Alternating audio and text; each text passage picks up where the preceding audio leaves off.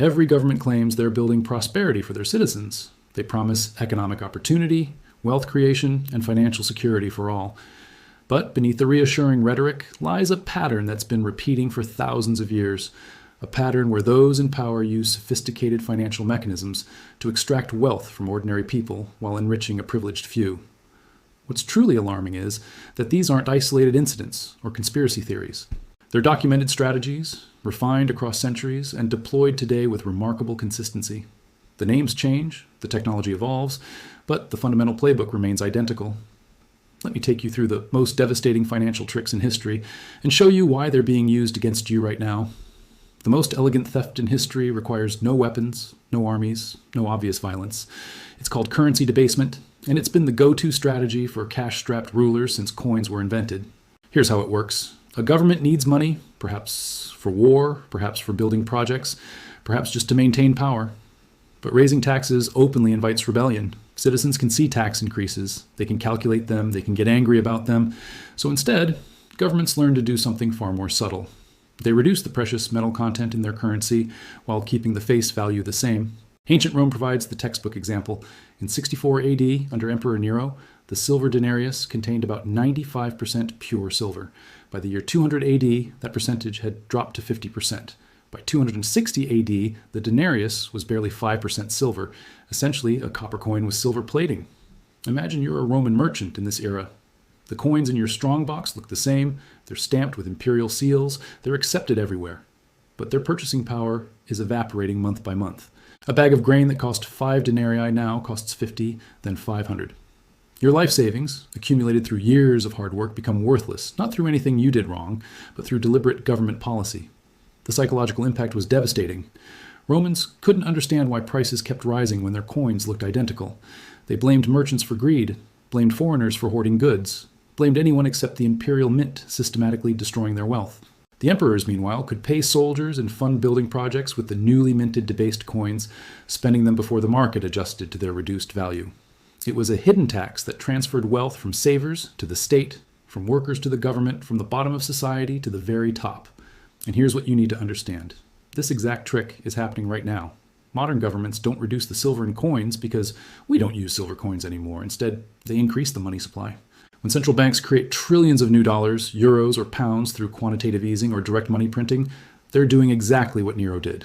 They're diluting everyone's purchasing power. Your savings account might show the same number, but that number buys less each year. It's the same debasement, just executed with computers instead of metallurgy. If currency manipulation is the subtle trick, forced loans represent the blunt instrument.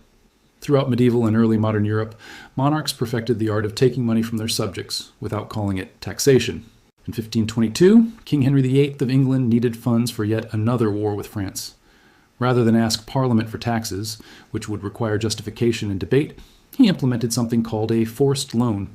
Wealthy merchants, landowners, and nobles were summoned and told they must lend money to the crown. The word loan suggested eventual repayment, but refusal wasn't an option. Those who hesitated faced imprisonment, confiscation of property, or social ruin. The genius of the system was its language. It wasn't framed as theft or even taxation. It was presented as a patriotic duty, a temporary measure during crisis, a way for wealthy citizens to support their king and country. The promises of repayment created a thin veneer of legitimacy. And sometimes, years later, partial repayments would occur, often in debased currency worth far less than the original loan. Cardinal Wolsey, Henry's chief minister, became infamous for these schemes. He would gather the richest men in England and essentially extort them with royal authority. The merchants knew the truth. These weren't loans, they were confiscations with paperwork. But what choice did they have? Defying the king meant losing everything, including potentially your head. Fast forward to today, and the tactic has evolved but not disappeared. Consider the 2008 financial crisis. Major banks made catastrophically bad decisions, bundling subprime mortgages into securities they knew were toxic. When these institutions faced collapse, government stepped in with emergency loans funded by taxpayer money. The language was identical to Henry VIII's forced loans. This is temporary, this is necessary, this is about patriotic duty to save the economy. But examine what actually happened. Banks received trillions in bailouts and emergency funding. These funds came from government borrowing, which means they were ultimately backed by future taxpayer dollars. The banks paid back some of these loans, yes, but at interest rates far below market value. and only after benefiting from years of essentially free money that allowed them to stabilize and profit while ordinary people lost homes, jobs, and retirement savings. The bank executives who created the crisis kept their positions and their wealth. The taxpayers who funded the rescue got recessions, unemployment, and austerity measures. Same trick, different century. Take money from the population using the language of duty and necessity, while those in power benefit. The true masterpiece of financial manipulation emerged in the late 17th century with the creation of modern government bonds and central banking. This system was so elegant, so seemingly fair, that it's still in operation today, largely unquestioned. In 1694, England was locked in expensive wars with France and desperately needed funding. King William III chartered the Bank of England with a brilliant proposal. Wealthy individuals would lend money to the government by purchasing bonds. These bonds would pay guaranteed interest, funded by tax revenue. The bondholders would profit safely, the government would get immediate cash for its wars, and everyone would be happy. Except one group wasn't happy, though they didn't realize it at the time: the ordinary taxpayers. Here's how the trick worked. The wealthy class bought government bonds, essentially lending money to the state. This was a zero-risk investment because the bonds were backed by the government's power to tax its population. Every year, tax revenues collected primarily from common people through duties on essential goods would be used to pay interest to the wealthy bondholders. Think about this structure. The rich lend money and earn safe, guaranteed returns. Those returns are paid by taxes collected from everyone else. It's a wealth transfer mechanism disguised as a financial innovation. The poor fund interest payments to the rich, decade after decade, generation after generation. And because it's structured as loans and bonds rather than direct transfer, it seems legitimate, even sophisticated. This system became the template for modern government finance worldwide. Today, when the United States runs a $1 trillion deficit, it issues treasury bonds. Who buys these bonds? Wealthy individuals, pension funds, foreign governments, investment firms. Who guarantees the returns on these bonds? The future tax revenue of American citizens. The working class pays taxes that fund interest payments to bondholders. The cycle continues, larger and more complex than ever, but fundamentally identical to that scheme created in 1694. The beauty of the trick is that it's presented as responsible finance. Governments need to borrow. Investors need safe returns. Bonds serve both purposes. But look at who pays and who profits. The burden falls downward. The rewards flow upward. And the system is so normalized that questioning it seems foolish. In our contemporary era, the tricks have multiplied and grown more sophisticated. Let's examine deficit spending, one of the most effective wealth transfer mechanisms ever devised. Governments across the developed world routinely spend far more than they collect in taxes. The United States, for example, has run deficits in 48 of the last 50 years. These deficits are financed through borrowing, adding trillions to national debt. Politicians justify this by pointing to the programs that spending funds: infrastructure, healthcare, education, defense. But follow the money carefully. A massive portion of government spending doesn't go to services for ordinary citizens. It goes to corporate contracts, defense contractors, pharmaceutical companies, tech firms, consulting services, and subsidies for industries with powerful lobbying groups. These entities are often owned or heavily invested in by the wealthy. So government spends money it doesn't have, enriching corporations and contractors, and then borrows to cover the gap by issuing bonds purchased by, once again, the wealthy. Eventually, that debt must be addressed. And how do governments address it? They certainly don't tax the corporations and wealthy individuals who profited from the spending. Instead, they cut social programs, reduce benefits for the poor and middle class, raise taxes on labor income rather than investment income, or simply inflate the currency to make the debt less burdensome in real terms. The trick is brilliant in its misdirection. Deficit spending is sold as investment in the people. The public debates which programs to fund, feeling empowered by democratic choice.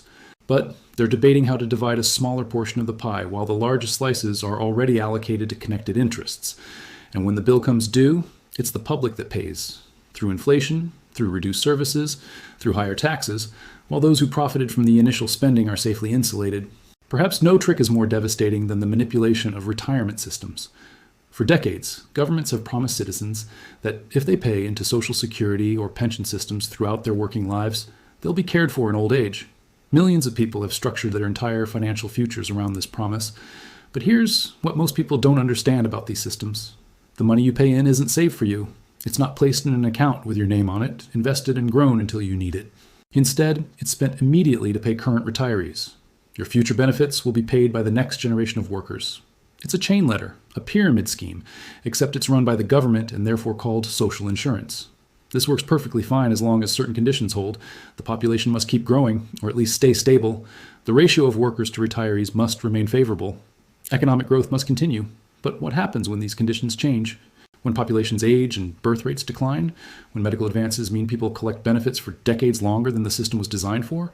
The system becomes insolvent, and then the tricks begin. Governments don't admit the Ponzi scheme is collapsing. Instead, they reform the system. The retirement age is raised, forcing people to work longer. Benefits are reduced through various technical adjustments. Cost of living increases are calculated using favorable methods that understate real inflation. Taxes on younger workers are increased to fund the shortfall. Notice who suffers here. Not the government officials who designed an unsustainable system, not the generations who collected more in benefits than they contributed, but the current workers and retirees who structured their lives around promises that are being broken. In some countries, governments have even raided pension funds directly. In 2010, Argentina nationalized private pension funds, forcing citizens' retirement savings into government bonds. In effect, the state confiscated retirement accounts to fund current spending. This was sold as protecting retirees from market volatility, but the result was transferring private savings into government control. The retirement trick is particularly cruel because it operates over such long time horizons. You pay in for 40 years, trusting the system.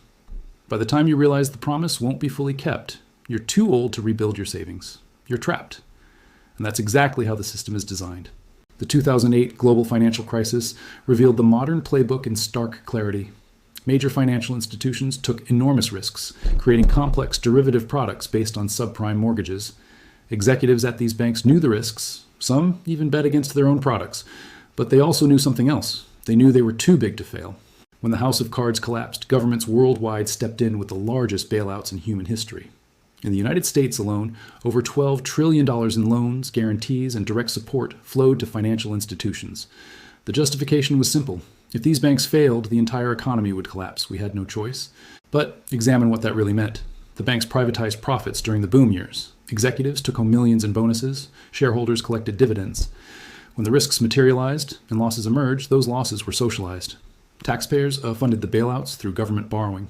Ordinary people lost jobs, homes, and savings, while the institutions responsible for the crisis were rescued and stabilized. And what happened afterward? The banks didn't shrink or become more cautious. They became larger and more concentrated. The top banks emerged from the crisis, controlling a greater share of the financial system than before. The executives largely kept their positions. Some paid fines, but these fines were tiny compared to the profits generated during the bubble and the benefits of the bailout.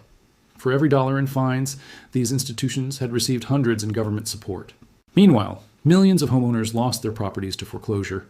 These same banks that received government rescue refused to modify mortgages or work with struggling families. The asymmetry was stunning. Bailouts for institutions, foreclosures for individuals, emergency support for banks, austerity for citizens. The trick here is the language of systemic necessity. Too big to fail becomes a justification for protecting the powerful at the expense of everyone else.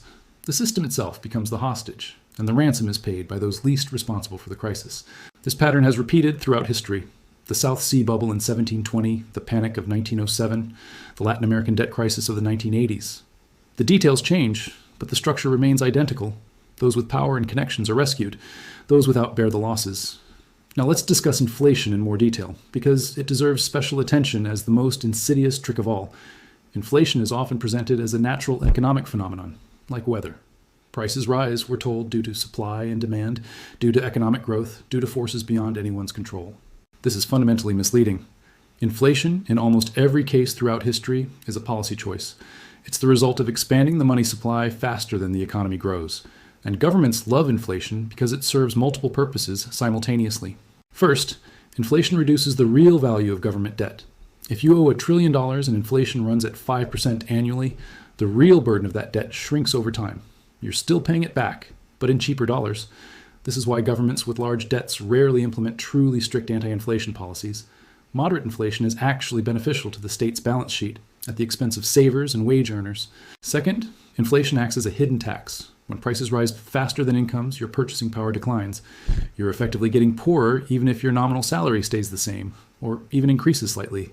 This lost purchasing power doesn't disappear. It transfers to whoever issued the new money, initially the government and financial system, before spreading through the economy.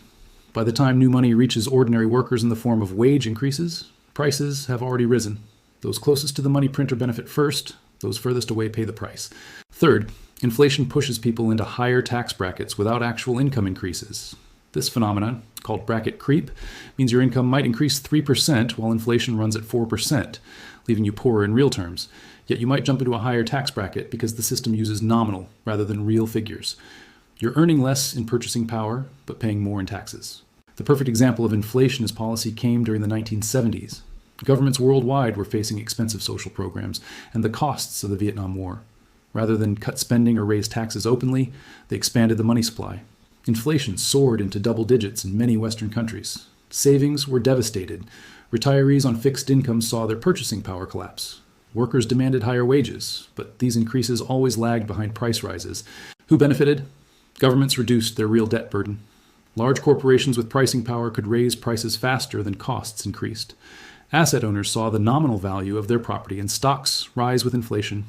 The wealthy, who own assets and have access to debt, could borrow at negative real interest rates, essentially being paid to borrow money. The poor and middle class, whose wealth is primarily in savings and wages, were crushed. Today, we're seeing a resurgence of inflation after decades of relative stability. Central banks expanded money supplies dramatically in response to the 2008 crisis and again during the COVID-19 pandemic. Trillions of new currency units were created, and now prices are rising rapidly. Governments blame supply chains, blame corporate greed, blame global events. Rarely do they acknowledge that increasing the money supply by 40% might have something to do with rising prices. The inflation trick works because it's diffuse and hard to trace. You notice your grocery bill is higher, your rent has increased, your gas costs more. But connecting these price rises to monetary policy requires economic education most people don't have. So you blame the supermarket, the landlord, the oil company. You demand the government do something. And the government, having caused the problem, offers solutions that often make things worse, like price controls that create shortages, or more spending that requires more money creation, feeding the inflation cycle. On the surface, government regulation appears to protect citizens from corporate abuse. Environmental protections prevent pollution. Financial regulations prevent fraud and reckless risk-taking. Safety standards protect consumers. This is the story we're told, and there's some truth to it. Regulations can serve the public interest. But there's a darker pattern that emerges repeatedly throughout history. The industries being regulated eventually capture the regulators themselves. The overseers become advocates for those they're meant to oversee. This process, called regulatory capture, transforms public protection into private advantage. Consider the Interstate Commerce Commission, created in 1887 to regulate railroads and protect consumers from monopolistic pricing. Within years, the railroads had essentially captured the commission. Commissioners were often former railroad executives or lawyers who represented railroads. The regulations they implemented ended up protecting existing railroad companies from competition rather than protecting consumers from monopolies. The ICC became a barrier to entry that entrenched the power of established firms. This pattern repeated with banking regulation. The Federal Reserve, created in 1913 ostensibly to prevent banking panics and protect the economy, was designed with heavy input from the banking industry itself. Major banks effectively had a hand in writing the rules that would govern them.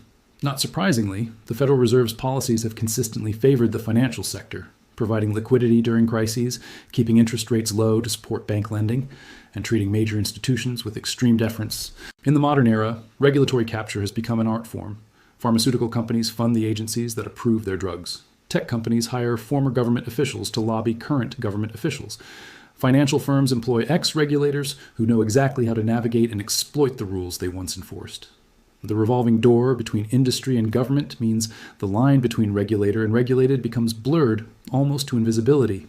The trick here is that regulation itself becomes the product. Large corporations don't fear regulation. They welcome it because they can afford compliance costs that smaller competitors cannot. They can hire lawyers and lobbyists to shape the rules in their favor. They can turn regulation from a constraint into a competitive moat, protecting themselves from new entrants who lack the resources to navigate complex regulatory frameworks. The public sees the existence of regulations and assumes they're protected.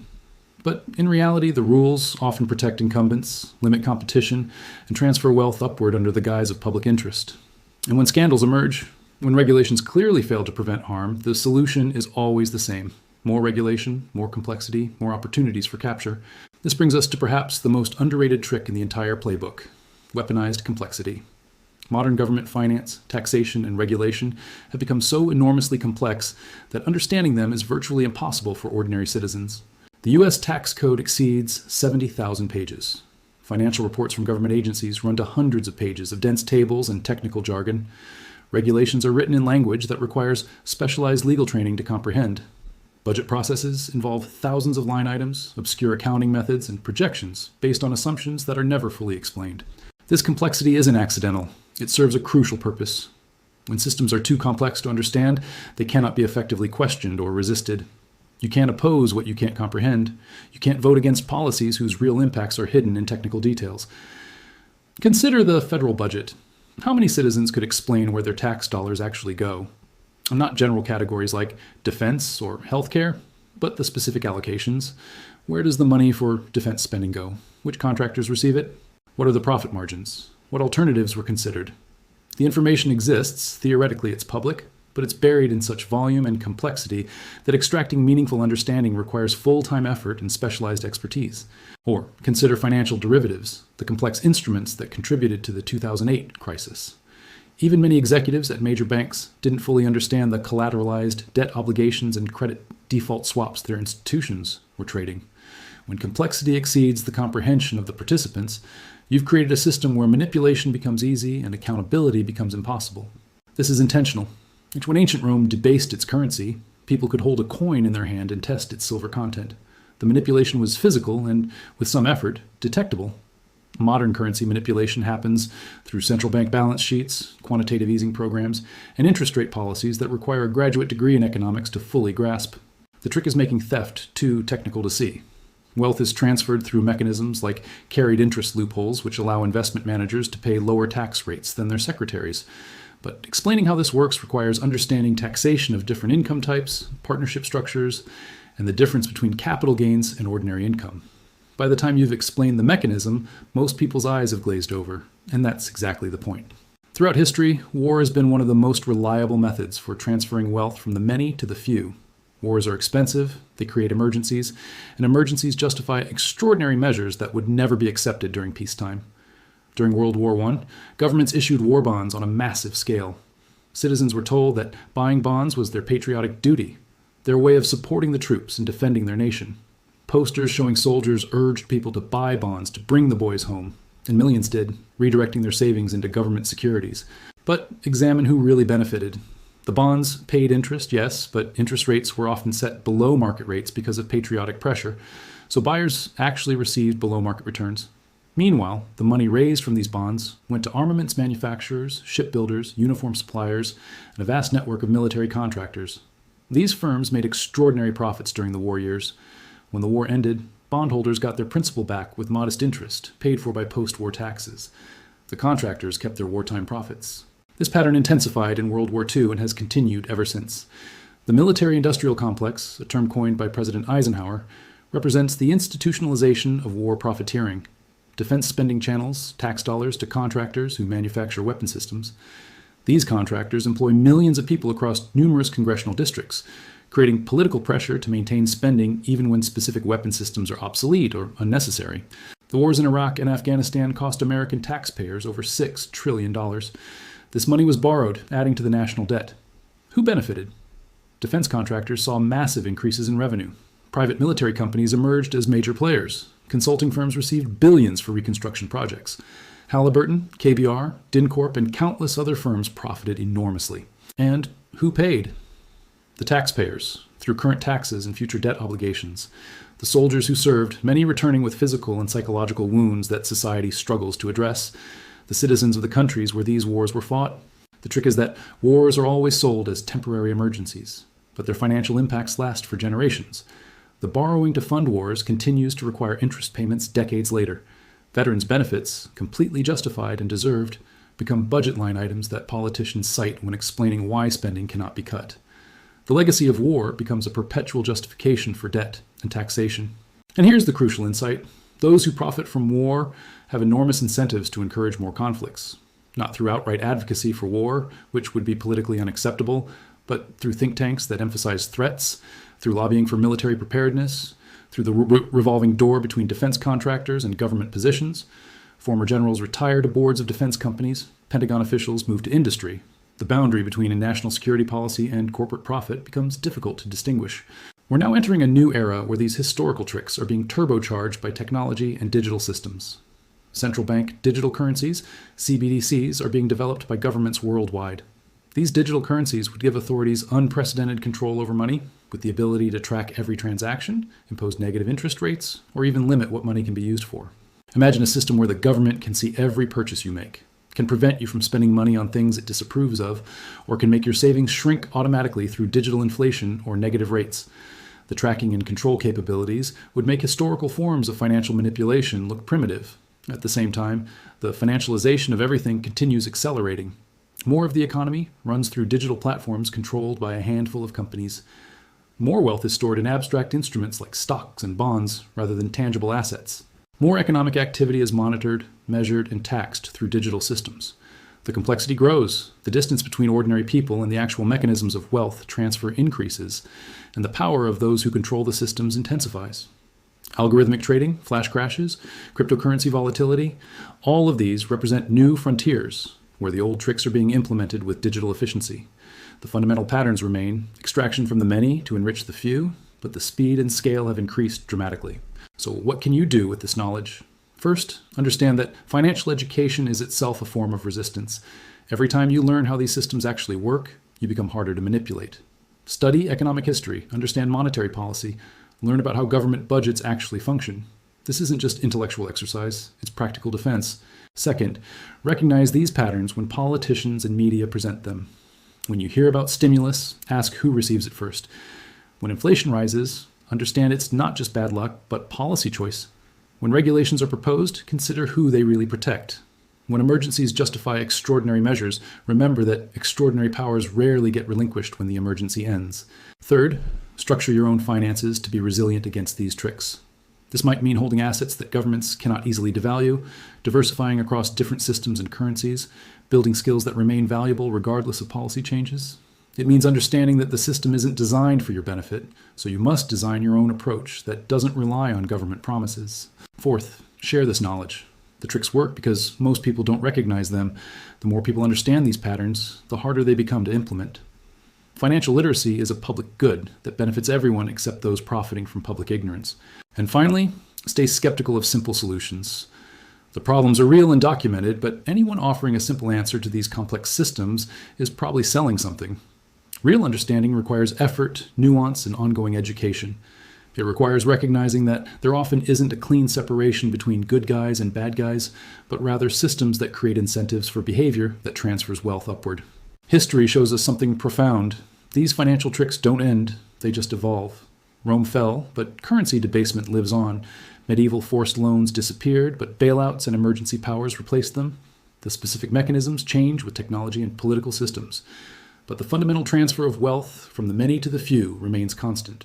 This isn't pessimism, it's realism.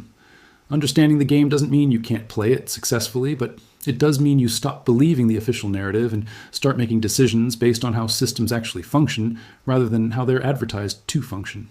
The Roman merchant who understood currency debasement could protect himself by moving wealth into land or other assets. The medieval trader who saw forced loans coming could shift assets abroad or into forms harder to confiscate. The modern citizen who understands inflation can structure their investments accordingly. Knowledge doesn't guarantee victory, but ignorance guarantees defeat.